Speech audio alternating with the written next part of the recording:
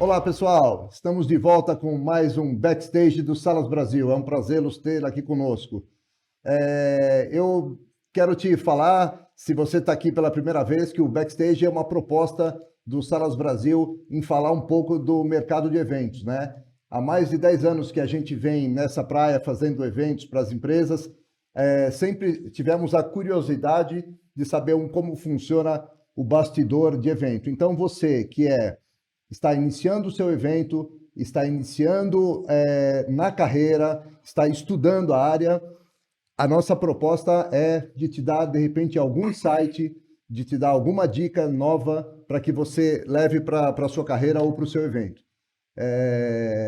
E hoje, não diferente disso, eu estou aqui com um grande amigo nosso que tem passado por vários palcos, tem dado bastante palestra por aí e acho que vai ter histórias legais para te contar. Maia, vou te chamar de Maia, né? Por favor. Doutor Maia, eu quero agradecer a sua presença, de ter vindo aqui ao Backstage. Muito obrigado de estar com a gente. E aí o cara ali que está nos assistindo pode perguntar assim, pô, mas o cara trouxe um advogado para falar sobre eventos, né? O que será que esse advogado tem para contar? Mas para mim é uma satisfação tê-lo aqui, porque você já se mostrou ser um cara muito eclético, muito fora da caixa, né? Eu ia falar pesado de advogado, olha só. Muito fora da caixa, então acho que as histórias vão ser maravilhosas. Eu te agradeço, mas antes de te dar a palavra, eu não sei se você tem visto, mas a gente sempre faz uma perguntinha aqui, e eu quero saber de você se ao longo dessa tua trajetória no escritório, na sala de aula, nas palestras, se você é um cara feliz fazendo o que você faz. Muito obrigado, Maia. Meus caros, tudo bem? É um prazer poder participar desse evento fantástico que organizado por vocês foi. Ale, que está aqui nos bastidores, muito obrigado pelo convite, por toda a interlocução que foi feita para que eu pudesse aqui hoje contribuir um pouquinho com o público que nos assiste. Meu amigo, eu parto de uma premissa maior. Sim, a gente tem que partir do pressuposto de que ou a gente faz aquilo que gosta, ou a gente precisa fazer outra coisa. Eu, enquanto advogado e enquanto professor, sempre tenho uma frase que me guia e que carrego desde quando comecei, que é a seguinte: se o professor não serve para servir, para que ele serve?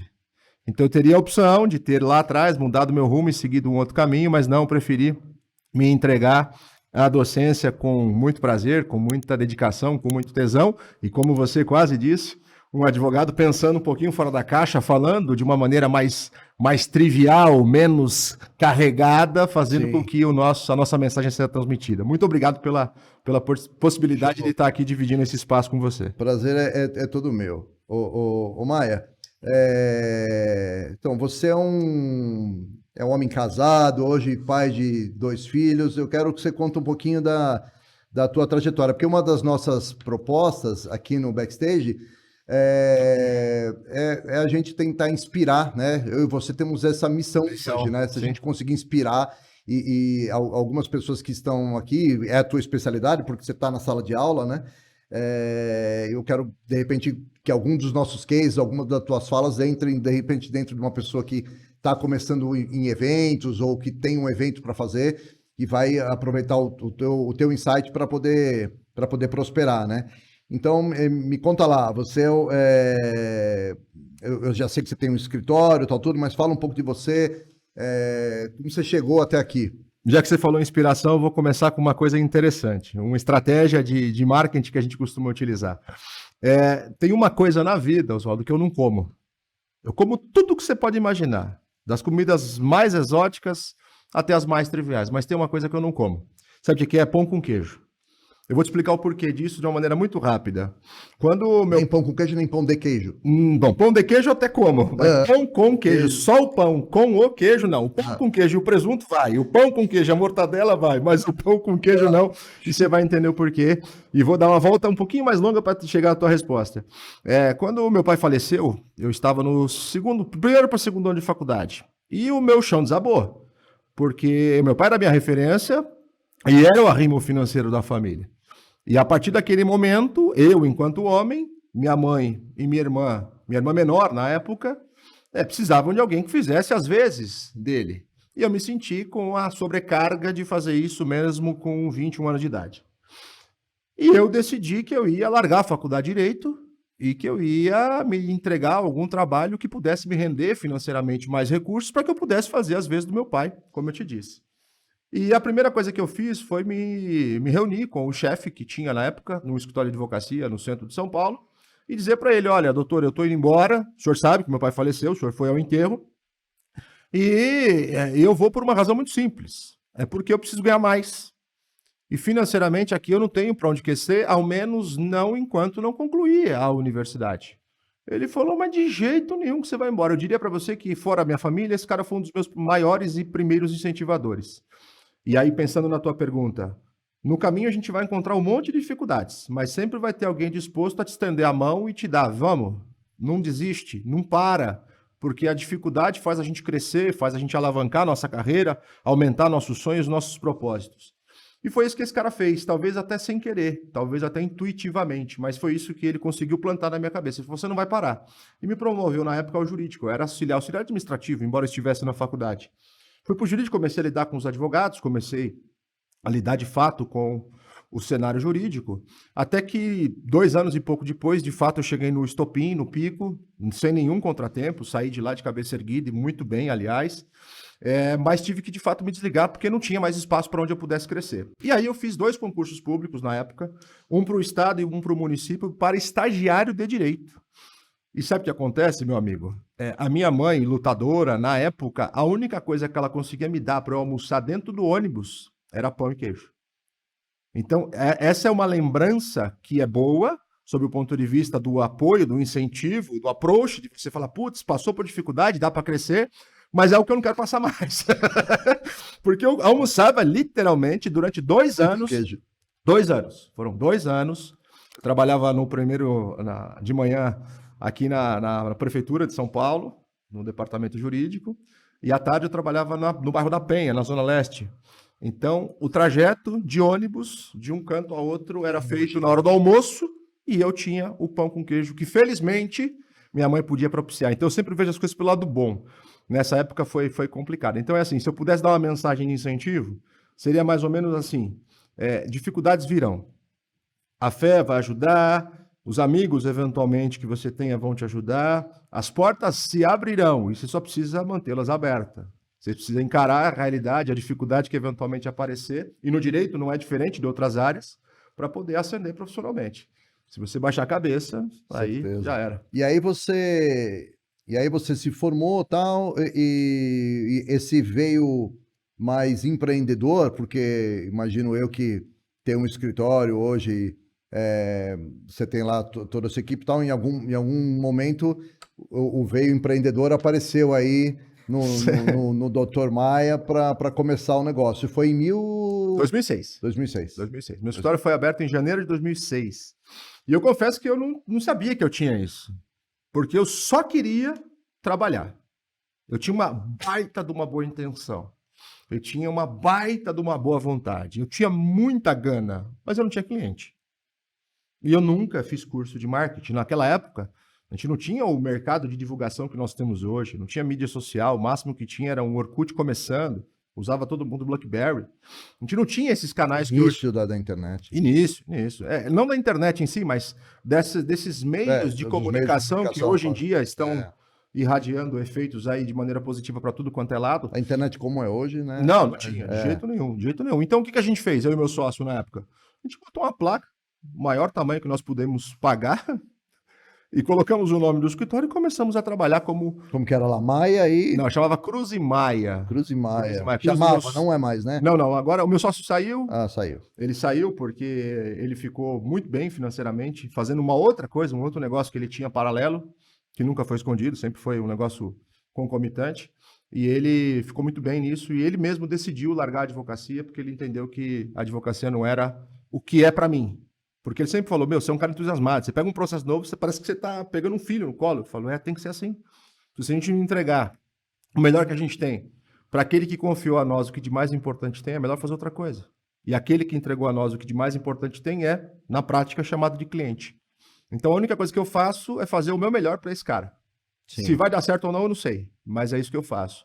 É isso que a gente se empenha para entregar diuturnamente para cada um daqueles clientes que nos procuram. E isso é difícil, né? Então essa veia empreendedora, na verdade, ela não sabia que eu tinha. A gente começou atendendo o telefone, tínhamos um café, uma mesa, enfim, não muito mais do que isso, e um interfone que a gente rezava para trocar, porque, como eu te disse, não tinha marketing. Quando as coisas começaram a alavancar, a gente foi começando a estabelecer estratégias para que os clientes que vinham, batiam na porta e ali permaneciam, fossem Indicassem. em maior número e indicassem outras pessoas. Então a gente começou com incentivos, desconto em consultas para casos novos. É o que você falou, essa veia empreendedora que a gente não foi treinado, a gente aprendeu no mercado. Tinha, mas não sabia que tinha também, né? Aprendeu no mercado, cara. O mercado ensinou a gente. Eu vejo hoje, tem tudo quanto é tipo de curso para direito. E eu que passei por isso com o umbigo colado aqui no balcão, eu vejo tanta coisa sendo vendida de maneira absolutamente desentusiasmante. Você fala, não, o cara não está vendendo isso, vai dar errado. Eu sei que vai dar errado porque eu fiz e deu para mim. E outros amigos que passaram por experiências idênticas também tiveram resultados ruins. Por que o cara está vendendo isso? Para que outras pessoas passem pela mesma coisa? A vontade que eu tenho é de pegar e falar, não faz isso. Vai por esse caminho aqui que é melhor. E aonde que entra o Maia palestrante, Professor. o Maia professor? Promotor de eventos, né? De eventos jurídicos, né? Vamos lá. O meu veio... Essa coisa de promover eventos virou uma empresa? Não. Eu tenho uma empresa de treinamento jurídico, sem dúvida. Tenho. A empresa de treinamento jurídico foi fundada em 2014. O mentoria.maia Training. Maia Training. Maia Training. Minha empresa de mentoria, de treinamento jurídico, de tudo quanto é segmento. Tá. Mas focada no direito de família e sucessões, no direito civil, mais precisamente, mas com um ênfase, um carinho especial por direito de família e sucessões. E a minha jornada acadêmica, cara, começou por incentivo de duas pessoas. Duas pessoas que, sem dúvida, foram divisores de água. A minha esposa... Você está antecipando a pergunta minha do final. E um amigo meu, cara. Eu falei pra você que eu falava demais. Cara, como é que eu vou te explicar isso de uma maneira resumida? Eu saí da sala de aula uma vez para ir ao banheiro e estava lá na porta um cara que se tornou meu amigo e que infelizmente também é falecido. Eu costumo dizer que as pessoas que me conhecem morrem. Então, eu espero que isso não aconteça com nenhum dos que estão aqui. Ale, sume aí. Momento de descontração. E esse cara, o nome dele é Marcelo, ele me pediu para fazer distribuição de brindes lá na sala de aula. E eu nunca tive acanhamento, eu nunca tive problema com isso aqui, isso sempre fez parte da minha vida. A gente estava conversando aqui nos bastidores a respeito do meu pai ter sido da televisão durante muitos anos. E esse cara pediu para eu entregar lá alguns brindes dentro da sala de aula. Porque ele estava abrindo um curso e ele precisava de gente. Ele precisava que as pessoas o conhecessem. E ele me usou como insumo. Não, me usou no bom sentido, como insumo para isso acontecer. Ele falou, cara, você é monitor? Eu falei, não sou. Pô, você não pode entregar uns brindes para mim na sala? Eu falei, tá bom, vou ajudar. E fui e fiz isso. Ajudei esse cara. E aí, no dia seguinte, eu levei lá os nomes das pessoas que tinham sido sorteadas, porque eu mesmo fiz o sorteio. E aí ele me disse, olha, cara, você me ajudou, eu vou ajudar você. Você quer fazer um curso preparatório para a OAB? Eu falei, tava nos dois estágios. Ganhando na ninharia. Mensalidade da faculdade atrasada. Comendo pão com queijo. O que eu vou perder com isso? Um curso? O cara tá me dando um curso? Falei, vambora. E fiz, cara. E aí ali nasceu uma baita de uma amizade legal. Esse cara me ajudou muito durante muito tempo. E foi ele quem, junto com a minha esposa, me incentivou para começar a docência. E eu sempre recuava. Eu falava, não, isso não é para mim. Eu quero advogar. Não, vai dar aula. Então ficava esse conflito. Até que um dia ele me ligou. Ele falou, cara, é o seguinte. E eu nunca tinha pisado numa sala de aula profissionalmente. Ele me ligou e disse, o fulano de tal, que é o professor, faltou, não vai vir hoje. Então hoje é a tua chance. Hoje é a tua chance. Você vem e dá sua aula. Faz o seu melhor. Se der merda, eu seguro. Eu tô colocando você lá dentro. Mas eu tô te colocando porque eu confio em você. E aí eu liguei minha mulher, que na época nem era casada. Eu falei, o que você acha? Ela falou, não acho nada. Tenho certeza, vai. Se eu tô te incentivando desde o começo e ele falou que você ia, ele te abriu a porta, você vai fechar? Vai. E eu fui. E não parei mais. Eu nem sei mais quantos são os alunos que eu tive. A gente fez uma conta de padaria outro dia e passei de 30 mil alunos ao longo da jornada.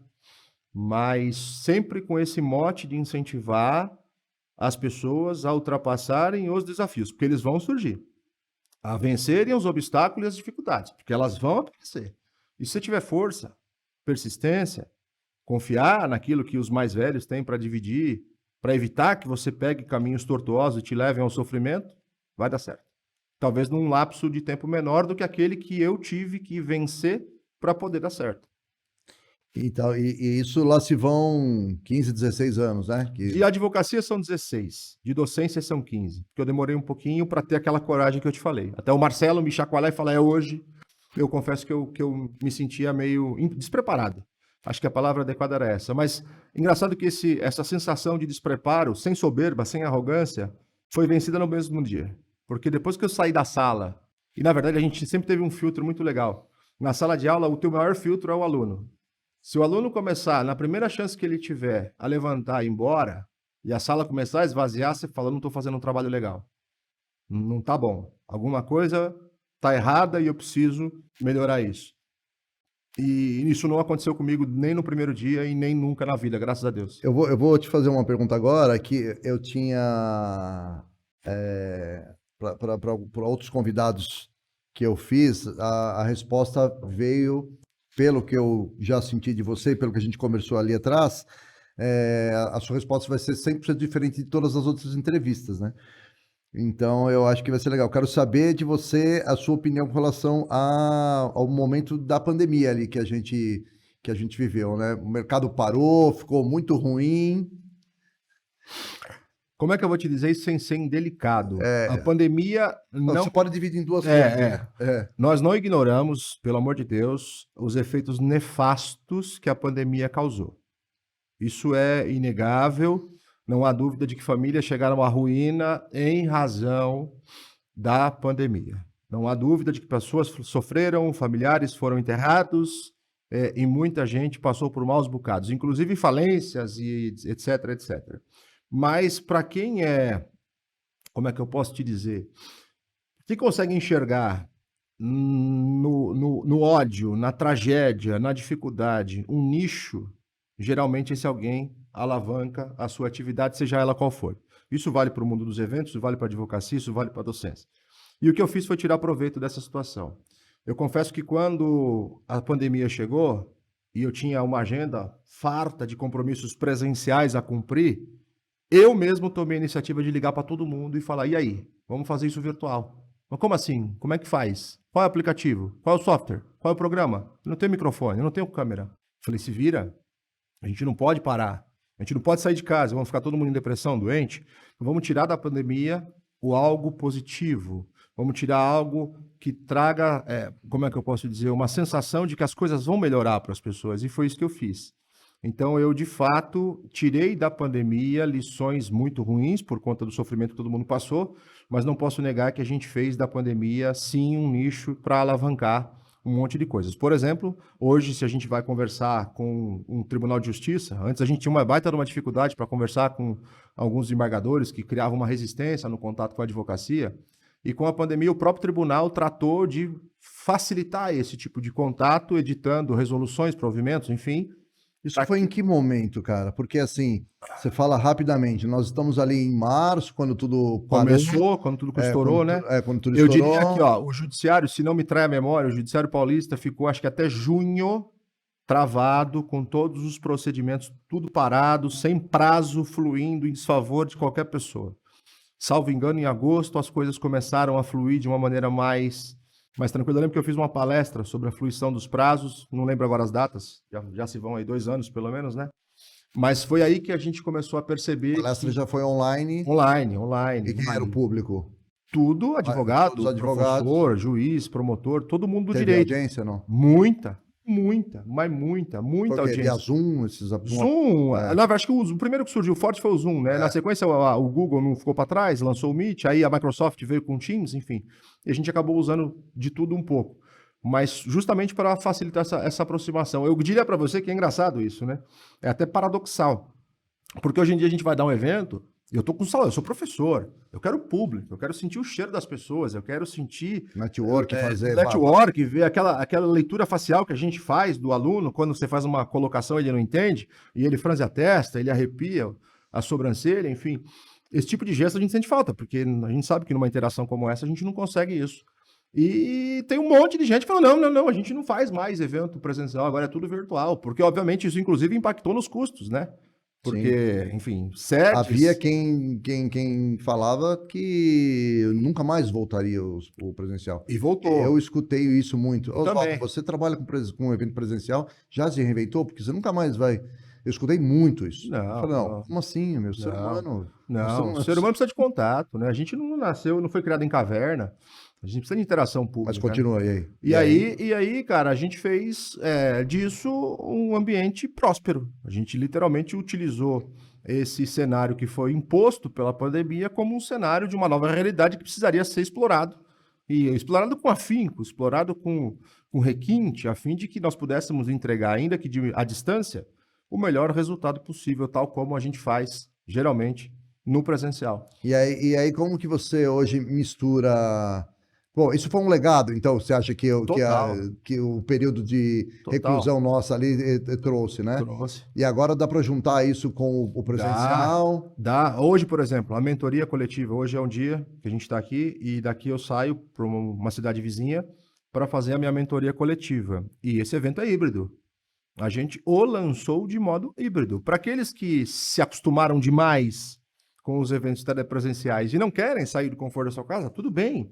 Para aqueles que não aguentam mais ficar em casa e querem um ambiente presencial, tudo bem também. Não há uma máxima que diga você está certo, você está errado. Enfim, a gente tenta, enquanto empreendedor, né, abraçar todo o público que está disposto a nos ouvir.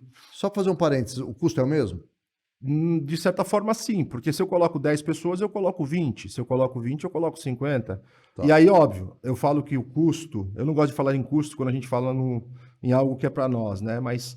Pensando no investimento que a gente faz para atrair esse público, óbvio que você tem que comprar equipamento, né? A gente sabe que montar isso aqui não é de graça, né? Tem um esforço. Então eu tive que montar todo o meu equipamento, eu tive que comprar tudo para poder me preparar para atender esse público. Que foi o que eu te falei ainda há pouco. Não dá para a gente entregar qualquer coisa. Eu vi gente fazendo live no banheiro.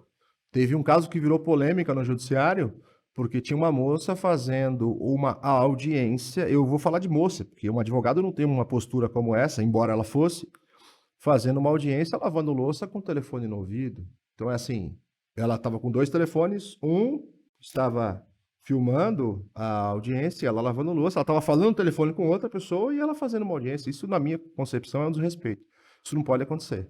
Entende? Esse não é o tipo de advocacia que a gente quer transmitir. Essa não é a imagem adequada, né? Então, quanto mais a gente puder... É porque as mulheres, elas fazem coisas assim... Fazem, isso não, óbvio. Não é nem a incapacidade dela. Isso não está em questionamento, pelo amor de Deus. Minha mãe, minha mulher, minha sogra, as 3 fazem 15 coisas ao mesmo tempo, tudo dá certo.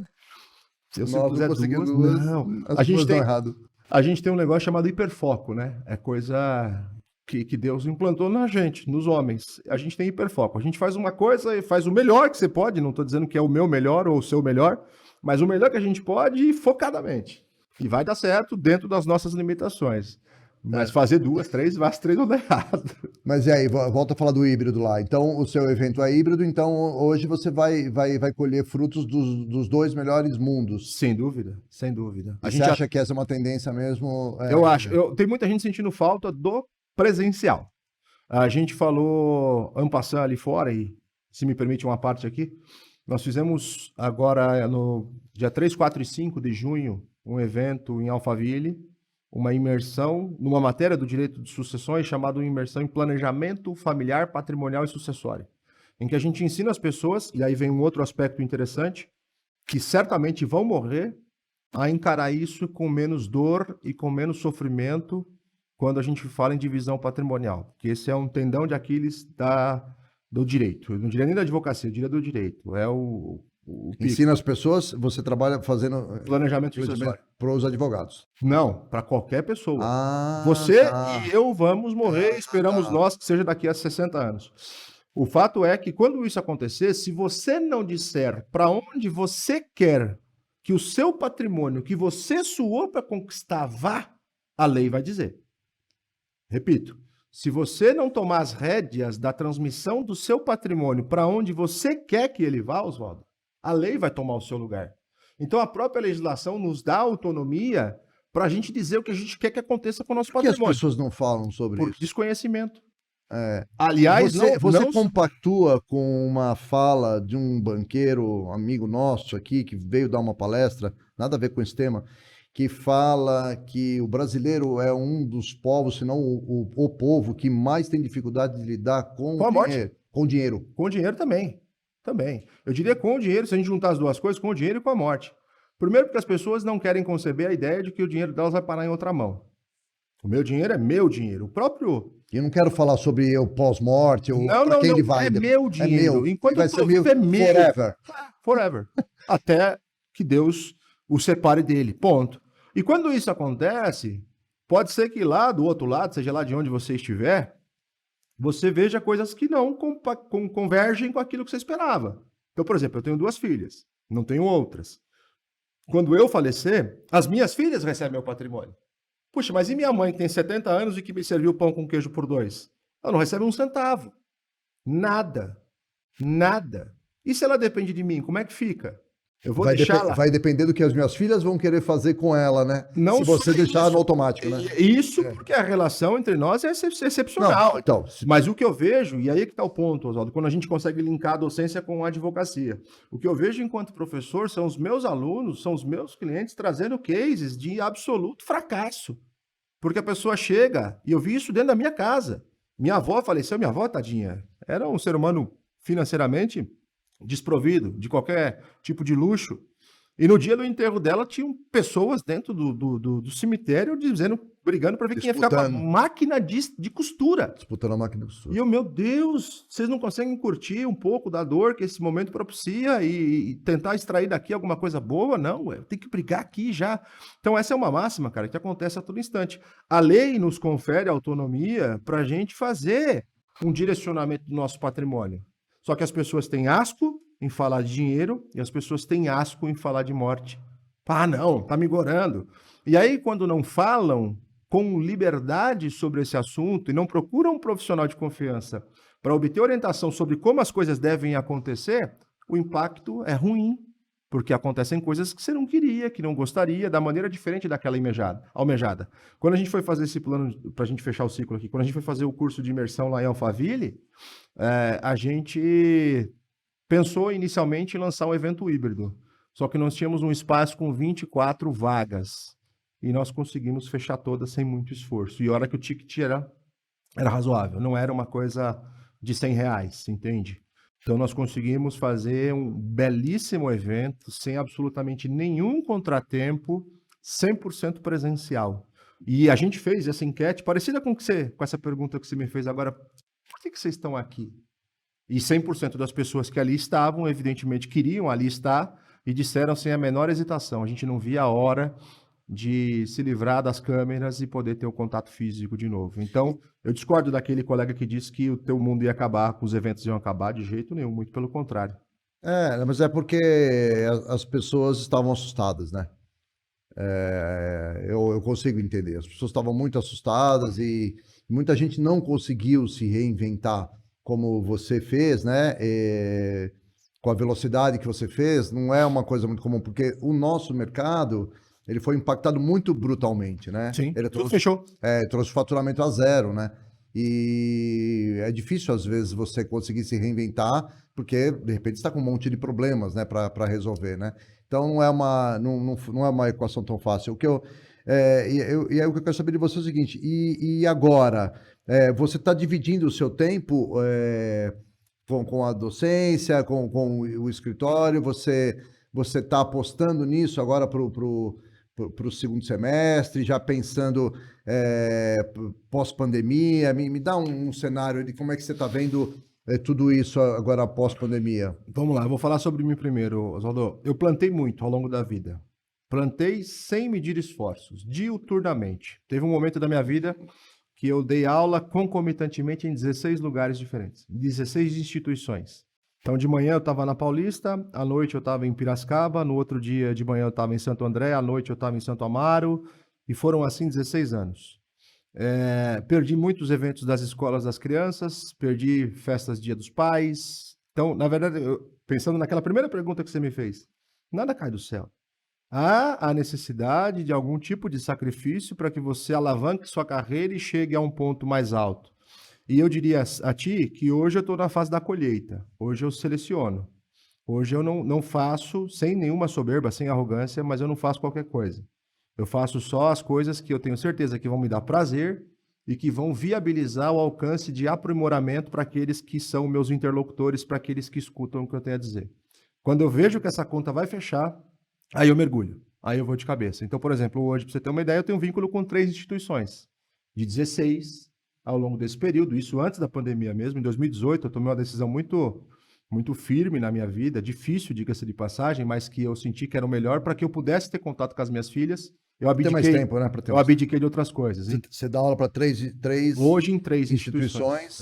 E além de ter o meu negócio no mundo jurídico, né? Que é paralelo a essas instituições com as quais eu tenho um bom relacionamento e uma baita de uma. Então, a mentoria é meu. do Maia Training é outra coisa. Esse é o seu negócio. É meu negócio. Que não é o escritório. Que não é o escritório. O escritório anda com as próprias pernas, né? A galera lá toca e a coisa vai. De confiança. E aí você tem essa mentoria e dá aula em 3 organizações. Só porque tem para viajar, já tá viajando para cacete, tá fazendo nada. Eu não sei que eu gostaria, mas você sabe que durante a pandemia, que interessante, aquele meu amigo que foi meu sócio, e que é padrinho de casamento, padrinho da minha filha, eu sou padrinho de casamento dele, sou padrinho da filha dele, então pra você ter uma ideia do nível de relacionamento, o fim da sociedade não acabou com a amizade, muito pelo contrário, uniu a gente mais ainda. A gente, ao longo da pandemia, alugou, eu vou chutar aqui, umas 10 casas. A gente alugava a casa num interior, num litoral qualquer. Ia. Todo mundo fazia o teste de Covid antes? Ia. Pra quê? Pra tirar as crianças de dentro da clausura provocada pela pandemia, para que a gente pudesse também... Já visto o boom que foi na locação por aí. Você ia, qualquer lugar que você ia, a 100, 200 quilômetros aqui, não tinha mais. Não. Quem foi rápido, foi rápido. Não tinha. Eu tenho uma pergunta aqui que eu fiz, que eu tinha anotado para não esquecer de fazer. Como palestrante, eu te disse aqui o que alavanca o seu negócio, né? Então, eu quero saber que você, até pensando em dar uma dica ali, né?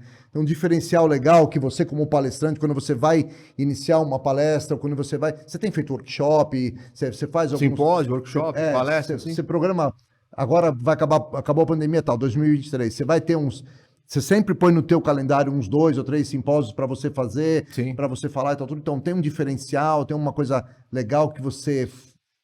Como é que você planeja esse workshop, vai? Bom, vamos lá. Esse último que a gente fez, eu vou usá-lo como exemplo. A gente fez... Deixa eu tem que ficar de frente, assim. Com 3 professores. Eu mexo muito. 3 professores, cada um na sua praia. Eu, no direito das sucessões, um outro grande amigo no direito tributário e outro grande amigo no direito empresarial. E eu confesso a ti, cara, que foi um desafio. Porque eu não estava habilitado, talvez a palavra seja essa, para montar um evento com essa envergadura.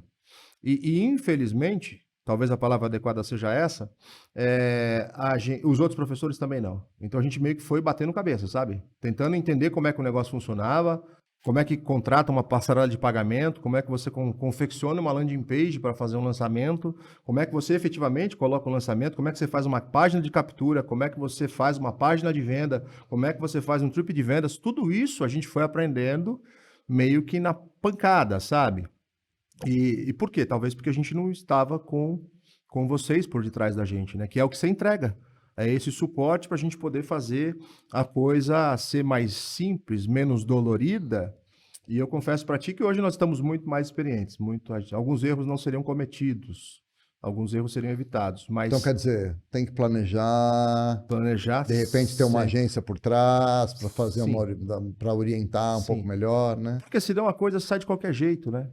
E a gente não pode permitir que isso aconteça. Frustra também, né? No público que a gente tem e com o ticket que a gente cobra, tem que ter um evento de alto nível. Não dá para entregar coisas simples. Pelo menos isso no nosso segmento, né? Óbvio que tem pessoas que fazem coisas mais modestas e tá tudo bem. Mas a gente precisa entregar sempre algo a mais do que estão esperando. Sim. Sempre um plus. Sempre alguma coisa que as pessoas não está contando e de repente aquilo lhe é entregue sem nenhuma cobrança adicional. Isso faz a diferença. Ó, eu tenho 3 quadros aqui do programa e eu vou começar pelo segundo, porque eu vou deixar o momento Mandiná para depois. A gente brinca aqui com o pulo do gato. Qual é o pulo do gato do Maia, pensando agora que você está numa versão mais madura dos negócios, né? Primeiro fala dessa mais madura e depois algum pulo do gato que você queira dar pro quem está nos ouvindo e de repente vai começar a empreender, ou vai começar um evento, ou vai começar alguma coisa. O que você acha que pode ser o seu pulo do gato nesse momento da sua vida agora? Você já falou mais ou menos que tirou o pé de algumas coisas, alinhou um pouco mais, né? E tá fazendo coisas com mais qualidade. Eu acho que esse é um pulo do gato para você, porque teve um tempo pessoal, né? Sim, um tempo pessoal. Alguma outra coisa que você queira... Sim, tem um negócio bem legal. Se a gente for falar em mundo social, em redes sociais, eu diria para ti que hoje qualquer agência de marketing vai te incentivar a melhorar ou até eventualmente modificar a tua imagem nas mídias sociais. Eu diria que isso é um desafio significativo para a advocacia, porque a gente sempre... Acho que a gente foi criado para ter aquele contato requintado, robusto, chato com o cliente, de falar um português cheio de entrelinhas, cheio de dificultosas palavras. O advogado. O advogado. E eu nunca tive isso, muito pelo contrário. Meu pai me dizia uma coisa, e ele falava uma coisa que muito me orgulha, que é um guia dos que eu tenho hoje. Ele dizia assim, filho, ó, você precisa ser um poliglota no seu próprio idioma. Não adianta você chegar no tribunal falando gíria. Você vai ser achincalhado. Não adianta você querer falar um juridiquês com teus amigos da rua, onde você joga bola. Porque você vai sofrer hoje, que chamam de bullying, né? Então você precisa se comunicar da maneira adequada, com a tribo adequada. Com a tribo adequada do ambiente em que você está. E eu diria para ti que um dos pulos do gato, não só para a advocacia, mas também para a própria docência, é o cara, a moça, enfim, quem nos assiste, se ligar na comunicação. Se comunicar de maneira inteligível com o teu público, fazendo com que ele compreenda aquilo que você está dividindo de informação. E isso interfere não só na maneira como a gente fala, mas na maneira como a gente se porta. Eu te disse há pouco, aqui no intervalo, que quando a gente era mais novo, começando a carreira, fazia 2 esportes que fiz durante muito tempo, paraquedismo e rapel. Hoje em dia, qual é a mensagem que eu vou transmitir para um cliente meu se ele me vê pendurado num prédio fazendo rapel? A mensagem é, pô, esse cara aí é irresponsável, né? Será que esse cara sabe o que ele está fazendo? Ele é muito aventureiro. Pô, será que ele sabe tocar meu processo? Então nós temos que tomar um cuidado danado com tudo aquilo que hoje irradia de maneira muito rápida. E às vezes muito errada, né? Muito errada, porque a percepção pode ser diferente para cada um dos nossos... via de regra né? Eu quis transmitir uma mensagem, mas outro captou de outro jeito. Enfim, eu diria para ti que uma das mais importantes coisas a se fazer hoje, para quem quer entrar no mundo da comunicação, é montar um perfil social, evidentemente isso hoje é indispensável, que se coadune com aquilo que você pretende entregar. O que você está entregando?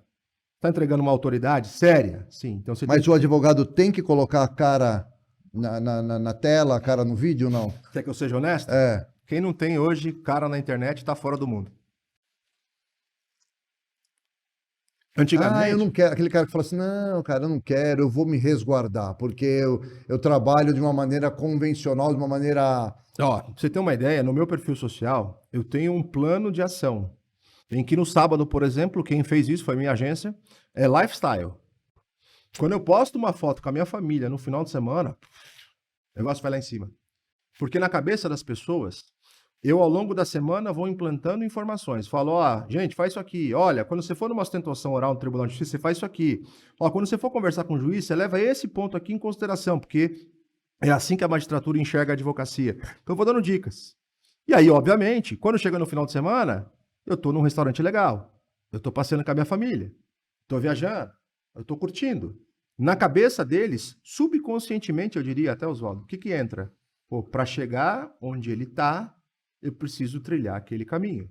Então, o teu perfil social hoje diz muito do que você pretende ser e do que você é. Se você não tem hoje um surgimento, uma imagem social, eu diria para ti que você tá atrasado. Tá atrasado. Tem que investir nisso, que é o que, evidentemente, a maioria dos advogados faz. Com um detalhe, tá? Um detalhe. Não estou dizendo aqui para ninguém infringir regra do Código de Ética, que nosso conselho de classe, a OAB, é muito rígido no nosso marketing. Existem regras muito firmes a serem seguidas. E ninguém tem que descumprir regra nenhuma. Mas dentro da legalidade, dá para você fazer coisas com autoridade para que o teu cliente, quando te procurar, tenha um histórico lá. Fala, pô, esse cara manja disso, olha o vídeo que ele gravou. Caramba, ele fala a minha língua, eu entendi o que ele disse. E aí, meu amigo, o teu escritório abunda, o seu escritório alavanca e a consequência de um trabalho bem feito. Simples assim. Esse foi um pulo do gato legal. É. E aí nós temos um outro quadro, que a gente chama de Oceano Azul, que eu quero uma dica sua, que eu agora sou um advogado, tá? E estou no Marzão Vermelho, né? Disputando aqui com os advogados, tal, tem um monte de escritório, tal, nananana. Mas eu estou agora querendo uma dica do Maia para achar um oceano azul, um lugar pouco navegado ou nunca navegado. Se você tem alguma ideia, algum insight para dizer o que seria legal para se fazer, e se você puder dar uma pinçadinha também em eventos, olhando um pouco para o nosso lado, né? Como que um advogado pode se sobressair, de repente, fazendo evento ou fazendo alguma coisa que seja um mar pouco navegado? Vamos lá. Tens? Tu tens? Opa! Pô, você tem resposta para tudo? Tenho. Porque eu te falei, eu já passei alguns desafios e isso nos dá um pouco de calo, né? Você acha que navegar no Oceano Azul é legal? Não tenha dúvida. E eu vou te dizer de novo, sem querer ser ofensivo, que a pandemia foi um nicho para isso. O que acontece? As pessoas começaram a enterrar seus familiares. E o mais triste do que enterrar um familiar era ver o conflito no ambiente familiar provocado pela disputa patrimonial. O que eu comecei a fazer? Eu comecei a mostrar para todo mundo, porque todo mundo vai perder um familiar, que esse conflito pode ser evitado. E como é que faz isso? Por meio do planejamento sucessório. Então você começa a incutir na cabeça das famílias que elas precisam deliberar sobre o que vai acontecer diante do falecimento de todo mundo, que foi o que eu fiz, por exemplo, quando disse da minha mãe. Hoje eu tenho um seguro de vida, que se eu morrer amanhã, espero que isso não aconteça, minha mãe não fica desprotegida. E olha que, como eu te disse, minha família é unida, não tem problema. Minha esposa não deixaria minha mãe à deriva, eu jamais deixaria minha sogra à deriva, mas eu não faria isso. Ela não faria isso. E se nós dois formos juntos? Entende? Então, lidar com esse cenário de tragédia é uma coisa que na advocacia dessa área é um baita de um negoção. Hoje em dia, eu vou te dar até uma informação maior, isso vale para todos. Toda vez que uma lei muda, geralmente você tem um upgrade gigantesco, até mesmo no Google Trends, no campo de busca. Se você colocar, por exemplo, a mudança de uma legislação qualquer que verse sobre um tributo, você colocou lá naquele dia, todo mundo vai buscar informação a respeito daquele assunto, porque eles querem saber o que está acontecendo. E o nicho do planejamento sucessório é o mar azul absolutamente, eu diria, trafegável e que tem espaço para todo mundo, porque afinal de contas nós estamos falando de um oceano. Eu diria para ti, repito a expressão, que se um professor não serve para servir, ele não serve para nada. Então eu sempre invado a sala de aula para a qual sou convidado e entrego o máximo do que eu tenho, para que todo mundo tenha a sensação de que sim, foi absorvido o conteúdo e ponto, dá para começar no dia seguinte a aplicar isso. Então eu diria para ti que sim, o nicho do planejamento sucessório é um que está em absoluta alta. E como lidar com eventos? Eu disse para ti ainda há pouco que o meu começo foi inusitado porque eu fui abordado num corredor da faculdade por um cara que estava abrindo um curso e ali começou a minha trajetória na docência. Mas, cara, aquela foi uma das portas que foi aberta, não foi a única. E por que as portas eram abertas? Porque sempre que uma porta se abria, eu escancarava e entrava. Eu não sabia se ia dar certo, mas eu sabia que eu ia fazer o máximo que eu podia para fazer dar certo. E se não desse, não era por minha inércia, não era por minha falta de vontade, não era por minha inquietação. Então eu sempre entregava o máximo que eu pudesse dentro dos meus limites. E quando eu recebi o primeiro convite para ministrar uma palestra na Ordem dos Advogados do Brasil, na subseção de São Paulo, eu confesso que deu uma tremida, porque eu não sabia como é que funcionava, mas ao mesmo tempo eu tinha segurança, porque na minha cabeça passava a seguinte mensagem: se me chamaram, era porque já depositaram confiança em mim. Então, se alguém que não me conhece está depositando confiança em mim, como é que eu não vou confiar? Eu vou. E aí, meu amigo, se eu pudesse dar uma dica para todo mundo que hoje nos assiste, sobretudo na área do direito, Quando você receber um convite para ministrar uma palestra, um curso, um workshop, vá, vá, vá. Ah, mas só vai ter outros advogados, eu vou falar para quem? Vá. Deixa a humildade falar mais alto, assuma o púlpito e divida conteúdo, porque isso faz com que, talvez naquele momento, financeiramente você não ganhe nada, porque as palestras na ordem são todas graciosas, mas que, sem dúvida nenhuma, algum caminho está sendo trilhado para te levar ao rumo da colheita, que é o que eu falei para você que eu estou atualmente. Cara, perfeito. E adorei aí ó, a estratégia do Oceano Azul. Assim, por último dos quadros, nós temos o Momento Mandiná. Que legal isso. Momento Você falou de morte, já faz tudo isso aqui. Momento Mandiná. Eu espero que eu não adivinhe de ninguém. Eu quero saber, ô Maia, como é que vai ser 2023 para nós, cara? Mercado de eventos, o seu mercado, as palestras ao qual você atua, o que você está sentindo agora já pós-pandemia, já nesse segundo semestre? Estamos ainda se encaminhando aí para uma decisão de novo governo ou mesmo governo, a gente não sabe o que vai acontecer, mas independente disso, como diz um primo meu, apesar do governo, vamos continuar trabalhando. Sim, né? sim, não temos opção. Não temos opção. Então, aliás, nós dois fomos criados assim, né? Governos entraram, governos saíram, governos caíram e nós estamos de pé. E nós estamos de pé. E vai continuar, se Deus quiser, vai continuar assim, né? Mas me dá aí o seu momento mandiná. Meu amigo, eu vou te dizer de uma resposta muito simples. A minha agenda para o ano que vem já está comprometida em boa parte até junho do ano que vem. A agenda do primeiro semestre comprometida com eventos. Tanto os eventos da minha empresa, quanto os eventos para os quais sou convidado. A OAB, com a atual gestão, voltou a fazer eventos presenciais. As presidências de comissão, enfim, estão agindo de maneira muito, como é que eu posso te dizer, audaciosa, talvez essa seja a palavra adequada, a fim de que essa ascensão profissional volte ao nível hard, que é o que a gente espera. Eu, francamente, um otimista de mão cheia, parto da premissa de que sim, as coisas vão voltar ao novo normal, se é que a palavra adequada é essa, partindo do pressuposto de que aquela realidade que a gente tinha antes não vai existir mais. Por quê? Porque isso aqui veio para ficar. Eu não vejo a menor chance desse tipo de contato telepresencial ser soterrado por qualquer tipo de evento. Eu acredito que veio para somar. Um plus, está sendo um plus. Né? Vai ser um plus saudável, que se bem explorado pode render boas expectativas. Então, no mundo dos eventos jurídicos, que é o mundo em que eu transito, eu diria para ti que está tudo muito aberto, está tudo muito otimista, as pessoas estão com a esperança lá em cima, o que significa dizer que a tendência é que a gente tenha um boom significativo nesse mundo. Eu digo até um detalhe importante, uma das instituições em que eu lecionava está investindo pesado em cursos presenciais, porque ele já tinha uma plataforma telepresencial forte, ele já tinha um estúdio, tudo muito, eu diria, funcional, perfeito, adaptado já antes de pandemia. Então, quando veio a pandemia, eles nadaram de braçada, porque eles sabiam o que fazer, como fazer e tinham tudo para fazer. Então, eles conseguiram explorar isso em alto. Foram bem rápidos. Rápidos. As pós que eu coordenava, por exemplo, de maneira telepresencial, eu recebi uma ligação, a partir da próxima aula é telepresencial. Eu falei, tá bom, vou gravar e eu vou gravar em casa. Como assim? Tô te perguntando, você falou que é telepresencial, quero saber se eu vou gravar em casa ou se eu vou gravar aí. Puta, eu não tinha pensado em gravar em casa. Falei, manda um kit pros professores, câmera, microfone, um banner, todo mundo grava da sua casa, ninguém pode sair. Puta, que boa ideia. Então, assim, a gente vai fazendo a coisa virar. E esse cara agora, esse mesmo visionário, está investindo pesado nos presenciais, porque na concepção dele, quem ficou acuado vai voltar e eu espero que isso aconteça de verdade. Torçamos.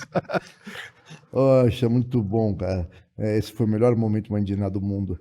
Ô Maia, estamos chegando aqui no nosso momento final e eu tenho uma pergunta, porque eu quero saber se você tem alguma referência. Eu já mais ou menos sei quem é a tua referência, né? Não, referência no seu ramo não sei, mas você quer falar uma referência sua, uma referência do seu ramo, quer misturar as duas? Eu vou te falar três.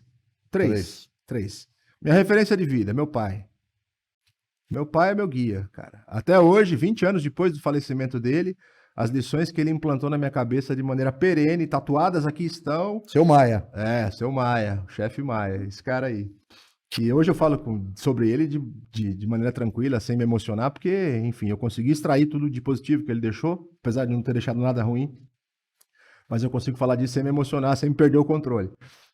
Uma referência no mundo jurídico, cara, eu diria para ti que tem um grande professor, que é uma sabedoria em pessoa, que é o professor Álvaro Vilaça Azevedo. É um civilista de mão cheia, eu conheço vários, mas esse é de uma humildade fantástica. É alguém que, se você puder conhecer, por favor, se esforce para isso. Aliás, eu estarei com ele agora num evento da Academia Brasileira de Direito Civil, em outubro, vai ser realizado aqui em São Paulo, e ele estará presente. E um outro indicador, vamos dizer assim, um cara que eu gosto muito, que eu admiro e que sigo diuturnamente, é o professor Mário Sérgio Cortella. Cortella, para mim, é uma referência, o que ele fala, eu diria que você escreve e você planta. Tanto que uma das frases que eu mais utilizo na sala de aula para incentivar a galera que me segue frase do Cortella. Cortella. Ele diz assim, ó, capricho é fazer o seu melhor nas condições que você tem, enquanto não tem condições melhores para fazer melhor ainda. Simples assim. Então entregue sempre o seu máximo. Se tiver alguém entregando um máximo maior do que o teu, é sinal que você precisa se preparar melhor. Simples assim. Mas quando você faz o que você pode dentro dos seus limites, quando você volta para casa, você volta de cabeça erguida e teus filhos têm orgulho de você. É isso. É simples assim. Porra, velho. Porra, bicho. Eu posso tomar água? Pô, o cara tá Cortella aqui, né? E arrependimento, tem? Putz, arrependimento, cara. Eu me arrependo do que eu deixo de fazer, eu costumo dizer. Eu sou um cara muito proativo. Então, minha mulher fala isso, né? Ela fala, você é doido, você quer fazer uma coisa, você vai lá e faz. Eu faço. Você tem uma ideia, todos os carros que eu troquei na vida, tô te dando um exemplo banal. Amor, Vou trocar o carro. vou trocar o carro. Tá bom, quando? Não, agora. Vai entrar aí, vamos lá na concessionária. E chego lá e falo, quanto é esse carro? Se tiver condições, evidentemente, dentro do meu orçamento. Quanto é esse carro aqui? É X. Pô, quanto vocês pagam no meu? Eu pago Y. Beleza, a conta fechou. Onde é que eu assino? Assim. Por quê? Porque eu me planejo. Porque eu parto do pressuposto de que amanhã eu posso não estar mais aqui. Então não deixo de viver hoje pensando no amanhã. Eu vivo intensamente o máximo que eu puder, evidentemente dentro das limitações que eu possuo. Eu não quero falar de fé e de religião aqui, mas eu costumo dizer que eu tenho um norte legal. Toda vez que eu saio de casa, eu olho para cima e falo assim, hoje eu tenho tais missões a cumprir. Me ajude. Então eu preciso sair, eu preciso almoçar, eu preciso levar meu carro para a revisão, eu preciso passar no estúdio, gravar o podcast. Na sequência eu tenho que pegar o carro de volta e tenho que lecionar no município vizinho aqui. Me ajude a alcançar esses resultados. Só que se em algum momento aquilo que eu planejei conflitar com o que você planejou, que prevaleça a tua vontade. Ponto. E vou, meu irmão. E vou. Ciente de que aquele dia pode ser o meu último. E quando a gente faz isso, a gente sempre entrega o intenso. Não importa se vai ser o último dia ou não. E aí, quando eu olho para trás, eu vejo que os meus dias foram intensos. Então, eu só me arrependo daquilo que eu eventualmente deixei de fazer. Muito legal. Bom, aqui está sendo intenso. Intenso. E por fim, doutor Maia, não menos importante, eu queria que você deixasse uma mensagem para os nossos amigos, espectadores de eventos, quem nos ouve, quem está nos assistindo, eventualmente que é uma pessoa que vai começar na carreira, como você começou lá atrás, ou uma pessoa que vai começar a fazer um evento pura e simplesmente, que nos assistiu, pegou ali um insight seu, pegou esse seu lado do copo meio cheio. Eu gosto de entrevistar gente de copo meio cheio, porque meio vazio é sempre uma coisa... Eu vou plagiar o Cortella de novo, desculpa te cortar. Não seja morno. Seja frio ou quente, mas não fique acomodado. Sabe quantos planos B eu tive na vida? Nenhum. Já começo a responder. Nenhum. Para mim não tem plano B. É plano A. É aquele. E se não der certo, é porque mandaram para outro caminho. Mandaram um desvio de rota ali. Acabou. E isso me guia sempre. Então, assim, às vezes a gente vai muito entusiasmado para fazer alguma coisa. E eu, evidentemente, já fiz coisas que deram errado. Já fiz coisas que eu falava, putz, não planejei isso, e olha a merda que isso deu. Óbvio, isso acontece com quem faz. Só que quem é morno, fica acomodado, cruza o braço, deixa o tempo passar. Eu não sei o que é uma zona de conforto, porque eu nunca me sinto, como é que eu posso dizer, entusiasmado ao extremo. Eu sempre quero mais, quero mais, quero mais. Isso me impulsiona. Então queiram mais, sempre. E tem uma passagem engraçada aqui, isso é de julho do ano passado. Foi quando eu mudei para Barueri, comprei minha casa lá e, sei lá, 3, 4 semanas depois que a gente estava estabelecido, minha mulher me flagrou mexendo no celular procurando casa. Ela falou, você tá louco? Eu falei, não, eu tô planejando a próxima. Maior, mais bonita, mais bem localizada, com mais área para nossas filhas. Ela falou, cara, você não tem freio, né? Eu falei, tenho. Tá lá. Se ele não me parar, eu continuo. E assim por diante. Então, o erro faz parte, só que só erra quem tenta. Se você ficar parado esperando as coisas acontecer, nada vai funcionar. Então, o incentivo que eu dou para todo mundo, na área dos eventos, sobretudo, planejem e tenham pessoas por detrás dos intuitos que conheçam o caminho das pedras e que possam evitar, como eu não fiz, que tropeços sejam cometidos. Eu aprendi na dor, mas dá para aprender de outro jeito, né? Que é seguir a orientação de quem tem conhecimento para evitar que esse tipo de trajetória ruim, com muitos percalços, seja aquela que você vai escolher trilhar. Show. Doutor Carlos Maia, quero agradecer demais sua presença, o tempo aí que você dedicou para a gente. Obrigado pela tua visita. É sempre bom aí estar com você. Espero que a gente possa estar juntos outras vezes aí, trocar mais ideias.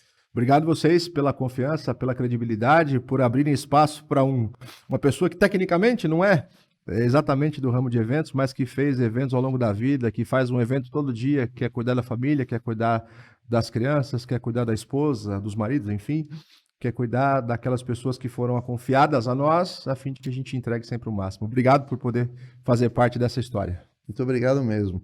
E para você que esteve conosco em mais esse delicioso papo aqui, eu também quero agradecer. Lembrando que o Backstage está nas plataformas do Spotify e do YouTube, entrevistas deliciosas, insights bacanas, assim como hoje que o Maia deu para a gente. Espero que você possa estar conosco nas próximas oportunidades, tá bom, gente? Valeu, obrigado, até a próxima. Tchau, tchau. Valeu, tchau, tchau.